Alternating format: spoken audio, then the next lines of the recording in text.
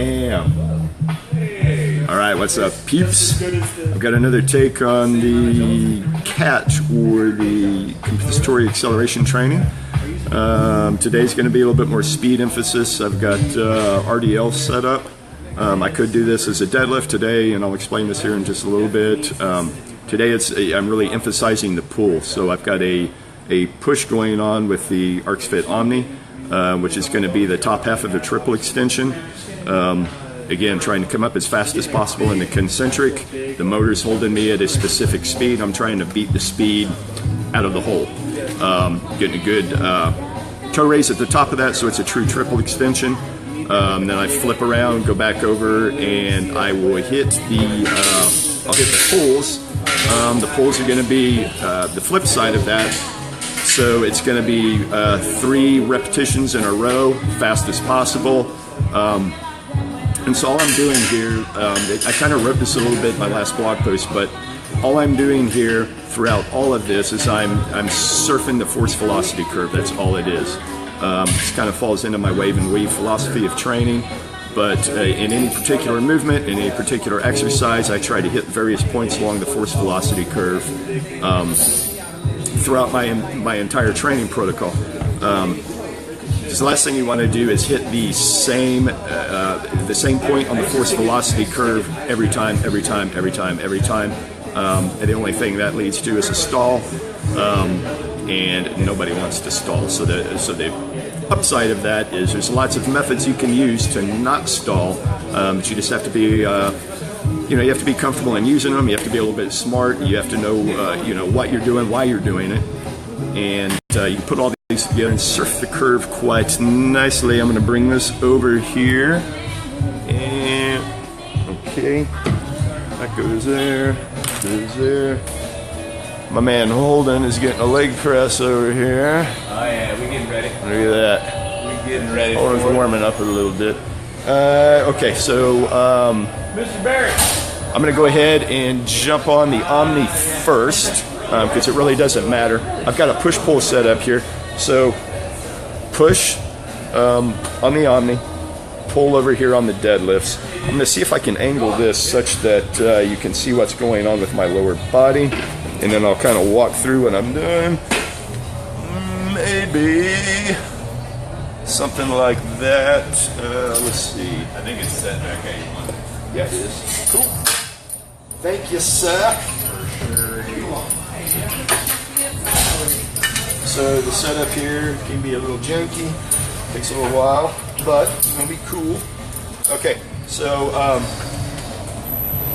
this mechanism is going to move at a fixed rate. And I've set the rate to be about the speed. So the belt's pulling me down at a fixed rate. Let's get this set up.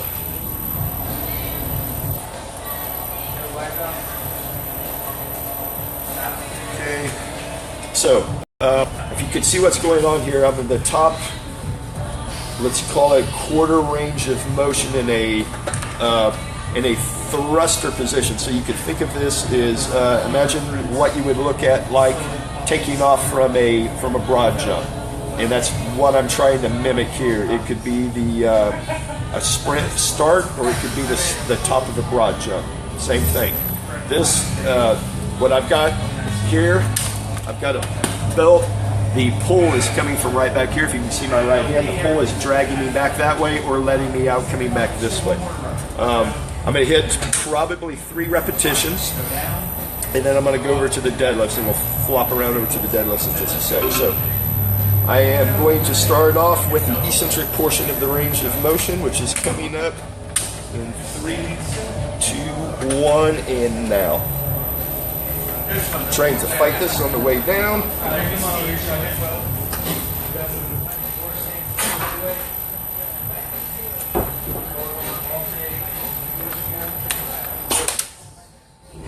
Come up.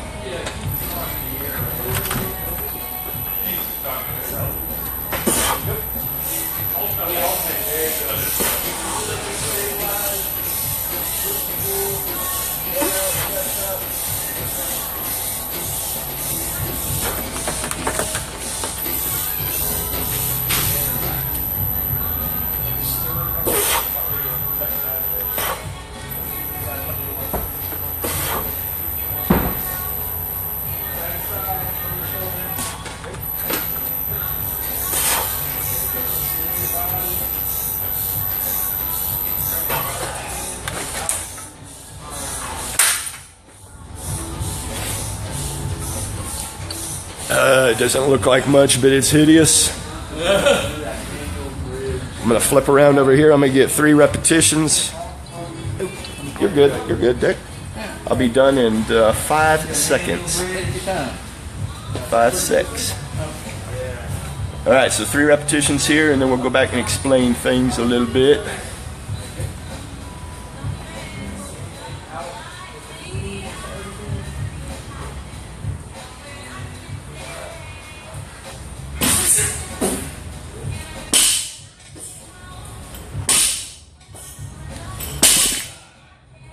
It's all yours, sir. All right. So what did we just do there? And let me go back over here and show the band setup. So if you see what I got going on here, basic deadlift setup, purple band on top of the green band, 135 pounds. I don't know what that band tension is, but it's quite a bit at the top of the range of motion. So the whole point is to try to move that load, move the force as fast as possible throughout the range of motion. If I flip around over to the Omni side of that, the speed was very, very slow. Force output was through the roof. Let's compare what I was doing on the Omni with another exercise I could have done, which would just a straight up broad jump. So less force, top end force development, but a lot more speed, right? And I think you need all of that. Like I said in my article, there is some literature in the science that would say that that it doesn't matter, that actual speed doesn't matter, that it's all about intended speed. And I think in some respect that is true, but in other respects there is a bit of performance. It's left on the table if you're not surfing the force velocity curve. And does that matter for the everyday population? Probably not. But if you're trying to wring out the last little bit of performance out of your training, yeah, I think it is important. And if you have the time to set up for this kind of stuff, that factors into it as well. I happen to have the time to set up for that. I happen to have the equipment that I can use, so it's very, very easy for me to set up in that fashion. So I do utilize it. If you don't have that setup, if you don't have that, if you don't have access to the ArxFit equipment, if you don't have access to bands, if you don't have access to all of that, there's other things you can do. And, don't beat yourself up. You're not missing out on a whole lot. You are missing out on a little bit, though. All right. Signing out. Say goodbye, Holden, since you're over there working diligently. Later, world. Later. Love ya. Take care. Bye, folks.